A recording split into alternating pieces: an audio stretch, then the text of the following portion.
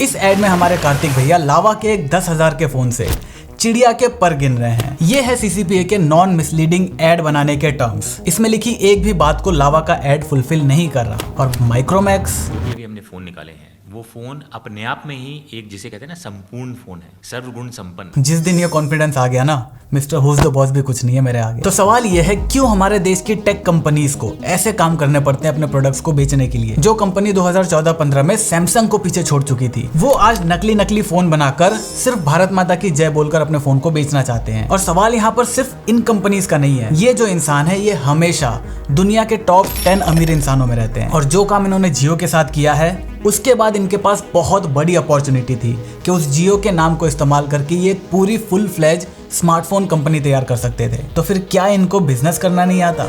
चलो आपको एक मजेदार फैक्ट बताता हूँ। बॉल पेन तो आपने यूज करा ही है ना। इसे बॉल पेन इसलिए कहते हैं क्योंकि इसके टिप के अंदर एक बॉल लगी हुई होती है। कॉमन सी बात है, सबको पता है। लेकिन शायद आपको ये नहीं पता होगा कि ये जो टिप है, इसे बनाने के लिए जिस मशीन की जरूरत पड़ती है, उस मशीन को पूरी दुनिया में केवल एक ही कंपनी बनाती है। और कई सालों की रिसर्च के बाद 2017 में जाकर चाइना फाइनली ऐसी कोई मशीन बना पाया है। कुछ समझ में नहीं आया? चलो आपको एक और फैक्ट सुनाता हूँ। दुनिया भर की जो करेंसी है, चाहे यूरो हो, डॉलर हो, रुपीज हो, कुछ भी हो, इनको प्रिंट करने के लिए 85% जो इंक आता है वो एक ही कंपनी से आता है। ऐसी बहुत सारी बातें मैं आपको बता सकता हूँ जो ये साबित करते हैं कि हम रोज जो छोटी छोटी चीजों का इस्तेमाल करते हैं ना, उसकी मैन्युफैक्चरिंग कितनी ज्यादा कॉम्प्लिकेटेड होती है। और हमारी टेक कंपनीज का जो हाल है, उसका पहला रीजन है manufacturing is super hard. Elon Musk ने एक बहुत ही सही बात बोली है, मैन्युफैक्चरिंग जितने सुनने में आसान है, उससे कहीं ज्यादा मुश्किल है। अब हालांकि देखा जाए तो इंडिया अभी मैन्युफैक्चरिंग में दूसरे नंबर पर आता है, लेकिन जब आप फर्स्ट और सेकंड के बीच अंतर देखते हो तो वो कंपैरिजन से कहीं आगे है। हम सेकंड नंबर पर इसलिए नहीं है कि हम काबिल हैं, हम सेकंड नंबर पर इसलिए हैं क्योंकि यहाँ पर भीड़ इतनी ज्यादा है। सुनने में हार्श लग रहा होगा, लेकिन ये सच है। एक स्मार्टफोन को बनने में 700 से ज्यादा कंपोनेंट्स लगते हैं, like display, battery, capacitors and all. और इसमें से इंडिया में कितने बनते हैं? 40। और इन्हें भी सिर्फ माइक्रोमैक्स, कार्बन और जियो अपने फोन्स के अंदर इस्तेमाल करते हैं। इवन इन कंपनीज के जो बजट फोन है ना, उसमें भी इंडियन कंपोनेंट्स का इस्तेमाल नहीं किया जाता। क्यों? क्योंकि उनकी क्वालिटी इतनी एडुकेट नहीं है। रिमेंबर, एक बिजनेस हमेशा पैसा कमाने के लिए बनता है, समाज सेवा करने के लिए चैरिटी होती है। और बिजनेस पॉइंट ऑफ व्यू से इंडिया के अंदर मैन्युफैक्चरिंग करना और भी ज्यादा मुश्किल है। मैंने जब भी लिथियम आयन बैटरीज के बारे में बात करी है, मैंने जनरली ये कमेंट देखा है कि लोग कहते हैं कि अब नैनो डायमंड बैटरी आने वाली है, लिथियम टंगस्टन बैटरी आने वाली है। लिथियम आयन के दिन गए। माना ये बैटरीज 100% बन चुकी हैं, रेडी टू यूज हैं, लेकिन इन्हें मास प्रोड्यूस नहीं किया जा सकता। मैन्युफैक्चरिंग का मतलब ये नहीं है कि आपको सामान बनाना है। मैन्युफैक्चरिंग का मतलब यह है कि आपको ज्यादा से ज्यादा सामान बनाना है, जिसमें हर एक यूनिट की कॉस्ट कम से कम होनी चाहिए। फॉर एग्जांपल, ये है आपका मैन्युफैक्चरिंग प्रोसेस जो हमें कॉलेज वगैरह में सिखाया जाता है। लेकिन अगर आप इसी तरीके से मैन्युफैक्चरिंग करोगे तो शायद आपका एक फोन 20 से 25 हजार रुपए का बनेगा, और बाकी सारे एक्सपेंसेस लगाने के बाद आप उसे बेचोगे 40 से 45 हजार रुपए का। लेकिन वहीं पर अगर आप अपने मैन्युफैक्चरिंग प्रोसेस को ऑप्टिमाइज कर लेते हो, आप इस वेस्ट को कम से कम कर देते हो, आप लेबर को कम से कम कर देते हो, आपको जो 3 मशीन प्रोडक्शन के लिए चाहिए थी, उतना ही प्रोडक्शन आप 2 मशीन से अगर कर लेते हो, तो पहले जो फोन 20 से 25 हजार रुपए में बन रहा था, अब वही फोन 10 से 12 हजार रुपए में बनेगा। और एक्स्ट्रा एक्सपेंसेस लगाने के बाद उसे 20 से 25 हजार रुपए के अंदर बेचा जा सकता है। लेकिन ये जो ऑप्टिमाइजेशन है, यही सबसे ज्यादा मुश्किल काम है। एक अच्छे मैन्युफैक्चरिंग सिस्टम को ही तैयार करने में आपको 4 से 5 साल का टाइम चाहिए, और यही चीज चाइना ने सबसे बेहतरीन करी है। इसीलिए ये बात बिल्कुल सेंस नहीं बनाती कि आप 4 से 5 साल दो एक मैन्युफैक्चरिंग प्रोसेस को डिजाइन करने में, उसके बाद लोगों को ट्रेन करने में उस डिजाइन के हिसाब से, और तब जाकर आप अपना पहला प्रोडक्ट मैन्युफैक्चर कर पाओगे। इससे अच्छा आप सीधा माल चाइना से मंगा लो, आज के दिन आपका प्रोडक्ट रेडी है, सारी सिरदर्दी खत्म। इसी के साथ unstable tax regime, no R&D culture, lack of practical knowledge, lack of skilled labour, lack of investment in R&D and the lack of transparency in the system, ये सारे वो एक्स्ट्रा रीजन है जिसकी वजह से इंडिया के अंदर मैन्युफैक्चरिंग करना और भी ज्यादा मुश्किल है। लेकिन छोड़ो, बाकी कंपनीज भी यहाँ पर असेंबल कर रही है ना, हम भी यहाँ पर असेंबल कर लेंगे, कोई दिक्कत की बात नहीं है। लेकिन असेंबल करने के लिए हमारे पास कुछ प्रोडक्ट तो होना चाहिए, उसका डिजाइन तो होना चाहिए।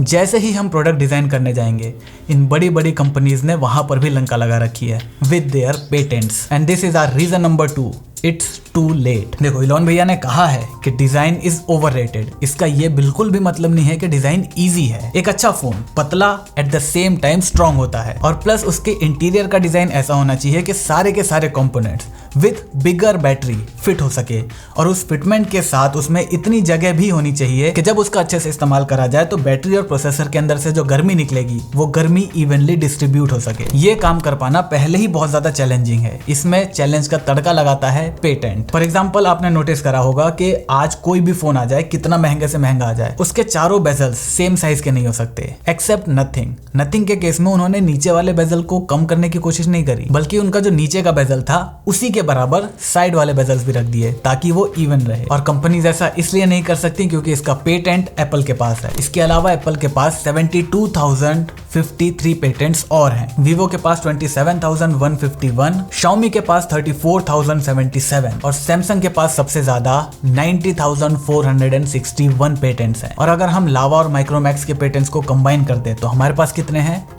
टोटल 6। हाँ, इन्होंने 12-13 डिजाइन पेटेंट्स को वॉइड जरूर करा है, और क्योंकि लावा और माइक्रोमैक्स के पास पहले से कोई एक्स्ट्रा पेटेंट्स नहीं है जिनका वो आगे यूज कर सकें, तो अब बहुत देर हो चुकी है कि वो इस कन्वेंशनल डिजाइन के साथ कुछ बहुत ही अलग लेवल का करें। लेकिन सवाल अभी भी खत्म नहीं हुआ कि इस देरी की वजह क्या है।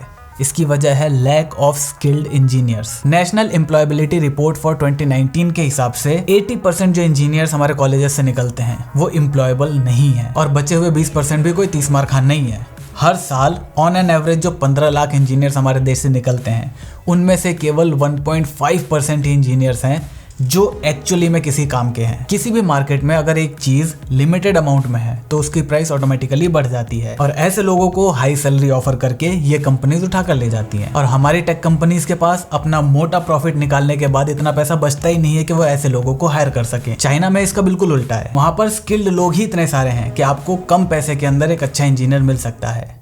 स्किल्ड इंजीनियर्स, मैं यहाँ पर मेरी तरह डिग्री लेने वालों की बात नहीं कर रहा। और इस चीज में भी इंडियन कंपनीज का कोई दोष नहीं है। हमारे देश के अंदर R&D कल्चर पहले से ही नहीं है। हम इस चीज पर चौड़े होते हैं कि हमारे देश का जो डिफेंस है वो रशियन और इजराइल टेक्नोलॉजी से लैस है। अब देखा जाए तो ये चौड़े होने की बात नहीं है, शर्म वाली बात है। और R&D कल्चर हो भी कैसे? जैसे ही हमारी उम्र होती है उस टाइम पे हमारे घर वाले कहते हैं कि भाई अगर तू ये काम करेगा तो हम लड़की वालों को क्या जवाब देंगे, इससे अच्छा तो तू यूट्यूबर बन जाता।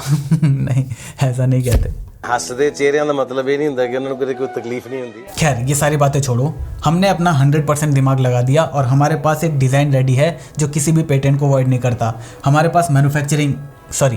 पास असेंबली लाइन रेडी है जहां पर हम कुछ भी असेंबल कर सकते हैं। अब हमें सिर्फ कंपोनेंट्स चाहिए। लेकिन जैसे ही मैं अपने डिजाइन के लिए कंपोनेंट्स का ऑर्डर देने जाऊंगा वैसे ही हमारे रास्ते में हमारा तीसरा इशू आ जाएगा, सप्लाई चेन। हमारे पूरे अर्थ पर टोटल 118 एलिमेंट्स हैं और हमारे फोन के अंदर 75 अलग अलग कंपोनेंट अलग अलग जगह से एक फैक्ट्री में आते हैं जहां पर वो असेंबल होंगे। लेकिन क्योंकि मार्केट में पहले से ही इतने ज्यादा प्लेयर्स हैं, और जैसा कि मैंने पहले पॉइंट के अंदर ही क्लियर कर दिया था कि मैन्युफैक्चरिंग इज सुपर हार्ड, इसी वजह से इनमें से बहुत सारे ऐसे कॉम्प्लिकेटेड कंपोनेंट्स हैं जिसको पूरी दुनिया में कुछ गिनी चुनी कंपनीज ही बनाती हैं। तो लगभग जो सारा रॉ मटेरियल है और जो गिनी चुनी कंपनीज हैं वो पहले से ही जो एस्टेब्लिश कंपनी है उनके सप्लाई चेन का हिस्सा होंगी। ऐसे कोई भी कंपनी अचानक से वापस आकर किसी भी सप्लाई चेन का हिस्सा नहीं बन सकती। अब बात करते हैं रीजन नंबर 4 की, इकोनॉमिक्स। अब वो टाइम चला गया कि आप फोन बेचकर पैसे कमा सकते हो, स्पेशली जब तक चाइनीज कंपटीशन मार्केट में है। इवन ये बात एप्पल को भी पता है। इसी वजह से आप उनके पिछले कुछ आईफोन्स के लॉन्चेस देख लो और आप उनके मैक लॉन्चेस देखो और सर्विसेज के लॉन्चेस देखो, आईफोन्स पर सबसे कम ध्यान दिया जा रहा है। रही बात इंडियन मार्केट की, तो यहाँ पर 80% जो मार्केट है वो 12,000 से कम के फोन्स का है। और इस प्राइस रेंज के अंदर इंडियन कंपनीज का मार्केट शेयर कितना है? पूरे 1%। और बजट फोन्स की सबसे बड़ी प्रॉब्लम क्या है कि आपको अगर प्रॉफिटेबल बनना है तो आपको बहुत ज्यादा फोन्स बेचने पड़ेंगे। 1% मार्केट शेयर के अंदर ये लोग कितने ही फोन बेचेंगे। दूसरी बात, अगर ये लोग प्रीमियम सेगमेंट की तरफ जाते हैं, मान लो 50,000 का फोन बनाते हैं, तो वहां पर आप लोग ही इनके फोन को लेने के लिए मना कर दोगे। देखो, कोई कितना भी प्रीमियम फोन बना दे उसके अंदर कॉम्प्रोमाइजेस रहेंगे। आईफोन के फोटोज में आज भी डायनामिक रेंज का इशू है, सैमसंग में हीटिंग इशू है, OnePlus आपके कैमरास को आज तक फिक्स नहीं कर पाया। तो अगर एक इंडियन ब्रांड भी प्रीमियम सेगमेंट का फोन बनाता है तो जाहिर सी बात है कॉम्प्रोमाइजेस उसमें भी रहेंगे। और अगर एक इंडियन ब्रांड की तरफ से 50,000 के फोन में कोई कॉम्प्रोमाइज दिखा तो पूरे यूट्यूब पर शोर मच जाएगा कि इससे अच्छा तो आईफोन ले लेते। और इसी वजह से ये इंसान इस स्मार्टफोन के मार्केट में नहीं घुसना चाहता, क्योंकि ये एक बहुत तगड़े बिजनेसमैन है और इन्हें पता है कि यहाँ पर प्रॉफिट है इतना लेकिन सिरदर्दी है इतनी। और रही बात इन कंपनीज की, तो इनका गोल बिल्कुल क्लियर है,